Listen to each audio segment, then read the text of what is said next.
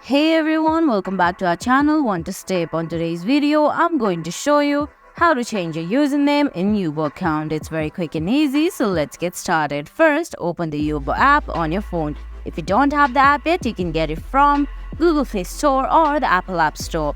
Once you do that, launch the app and sign in. Now on your screen, you can see options like live, chat, activities, friends, and swipe. All you have to do is go on top right and tap on that user icon there.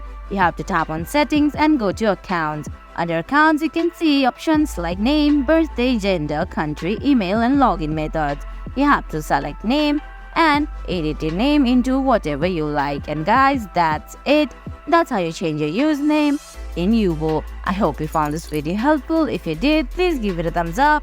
Leave a comment, subscribe to the channel, and hit that bell icon. See you in the next video. Thanks for watching.